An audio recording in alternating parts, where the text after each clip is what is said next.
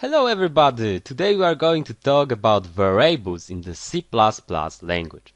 Let's note that in comments / and now variables. Okay. Let's start this topic not from what is variable, but why do we need variables. For example, I want to send something to the console output. Let's write cout 2 angle brackets 4 semicolons. So it means that I want to send a number 4 to the console output. But hey, what if I wanted to store this number somewhere? Because I would like to make some operations on that number or even change it a bit. Look, right now we have the number 4 here, right? And after that instruction is invoked, we can't do anything with that number anymore. So we can't do anything here with that number here. So this number disappears. We don't have any reference to that number. That's why we need variables. Variable, as the name suggests, is something that is able to vary. So it means that it is changeable. It can be changed anytime you want. So variables are some kind of containers that can store values like numbers. Imagine that these beans containers here are our variables. Each of them has different label name, right? A, B, and C. As you can see, each of that container is also a bit different. They have different shapes. It means that containers, variables, can store different values, different type of values. Now we have discovered a new thing, the type of variable. The type describes what can we put into our containers variables. Okay,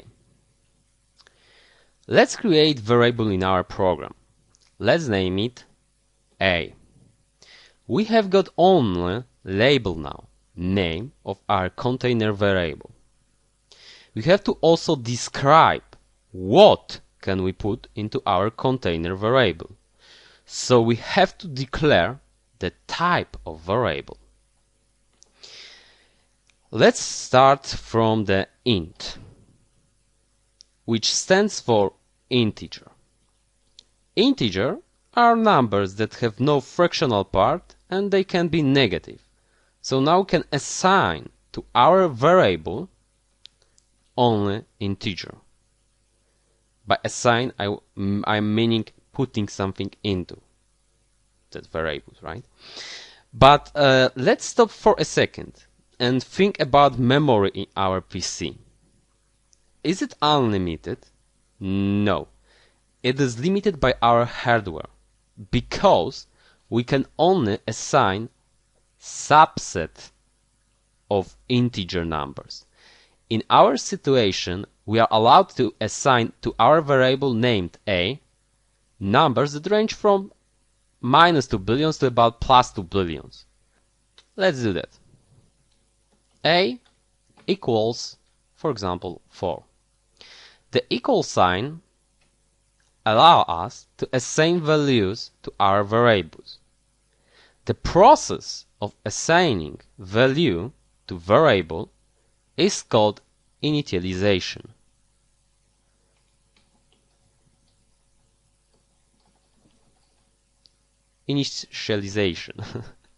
Okay. I can do that process of assigning also in one line. I could write something like that. I will comment that thing here. Okay, but let's assume I want to assign variable to variable A something like, for example, I can't do it because this value is greater than 2 billions, okay? And it's really good idea that we can do it because we would take too much memory in our PC. We don't need that number for all the situations, right? Okay. Now I will say something very important.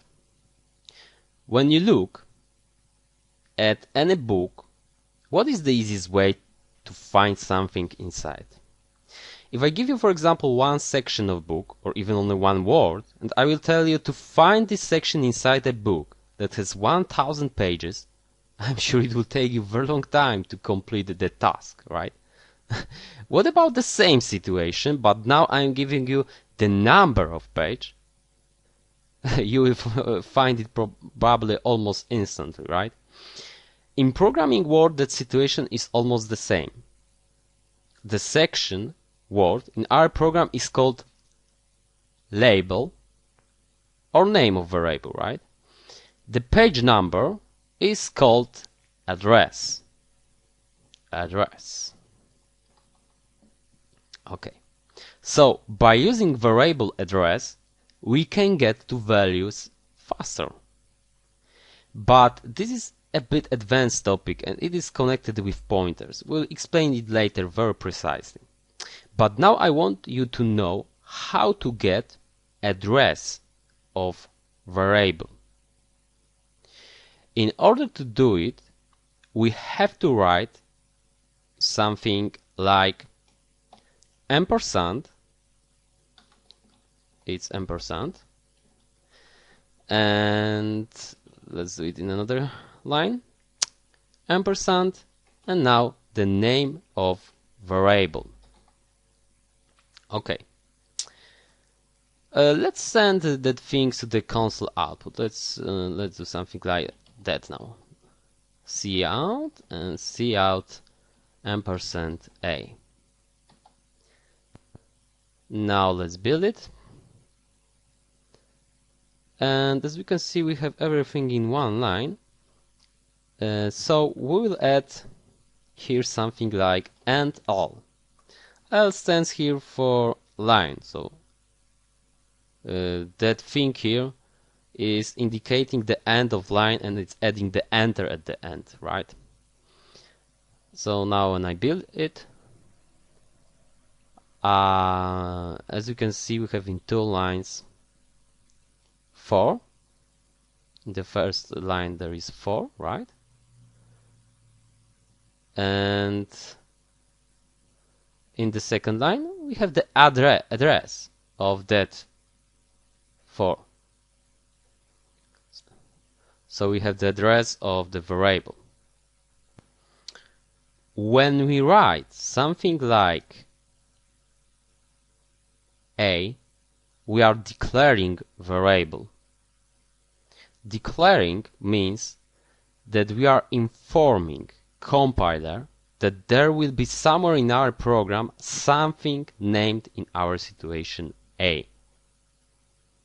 When we write something like int a, in the C++ language, we are also defining variable. Defining means declaring, and in addition to this, we are also reserving, allocating space in memory. In our situation, we are allocating space for the variable that is integer, right? Int allocates 4 bytes of memory. 1 byte is 8 bits. So we are allocating 32 of bits in PCs and memory. Bits are zeros or one signs. So we are allocating in one sequence somewhere in our memory 32 places that can be filled with 0 or 1s. As I said in the first lesson, that sequence of 0 and 1s can be translated to our language, or our language can be translated to that sequence, right? And as I said earlier, variable values can be changed anytime. In the second lesson, I was talking a lot about that compiler is reading everything from the top to the bottom, right? So if I write something like that, and I will copy that thing, what will our compiler do now? Let's start from the beginning, because our compiler is doing it that way.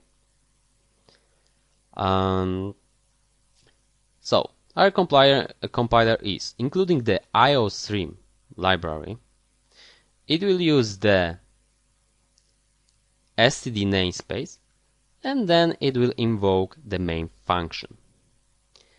In that line, int a equals 4, our compiler will be informed about existence of variable named a. It will also allocate somewhere 4 bytes of memory, and because of initialization, that equal sign, right? It will change sequence of 0 and 1s to represent number 4 in our PC language, right? After compiler will print to the console output value and address of our variable here. Here, a equals 10, our compiler will change value of variable named a. So it will change a bit that sequence of 0 and 1s. But it won't change the address of variable, of course, right? And let's compile it. As we can see, the number has changed, but the address is still the same. Okay, let's study how we should name variables now. Let's do it in comment. And the first thing is that we can't have two variables that have the same name. Variables can't have the same name. So if I want to declare two variables, I have to have different names, right? That way we can run our program, but we can do something like that. Error. Redeclaration of int a, right? We can do something like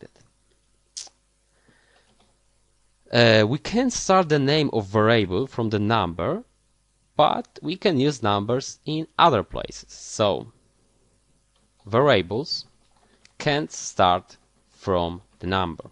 Let's check it out. I'll try to create int, and now I'll do something like, for example, that, right? I'm trying to build it, and I can't do it. But I can do it that way. Easy. Okay. We can't use spaces, but we can use underscores. So, we can't use spaces.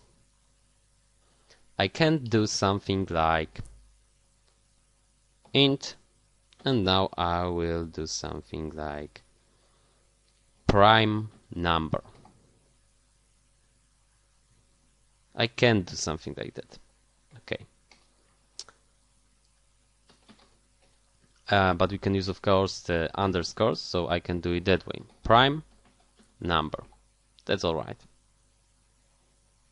We can execute our program. When we declare variables, we should try to make them self-descriptive. Self-descriptive means that we should be able to guess by looking at the name of variable what is that variable created for. For example, we can write int prime number, right? Or maybe I can do it even that way, int prime number. I can do it prime nr, and I can do it also that way, I prime number. The I prefix here, let us guess by just looking at the name that the type of variables is integer, right? Because I int, right? And this notation, that one here, is called, I will tab it, Hungarian notation. You can type it in Google and you can read about other types. Okay, so let's know that our variables should be self-descriptive. And we can't use special characters, keywords.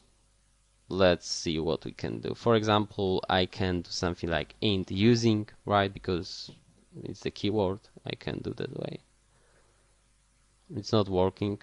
I can't use the special character like hash. It's not working. Okay. So let's know that variables can't have special characters, keywords. Can't be constructed, maybe. Constructed of special characters, keywords. Okay. And variables should be nouns. They shouldn't be adjectives or other things like that. They should be just nouns. Okay? Okay, that's all. In the next lesson we'll discover more types of variables, and thank you everyone.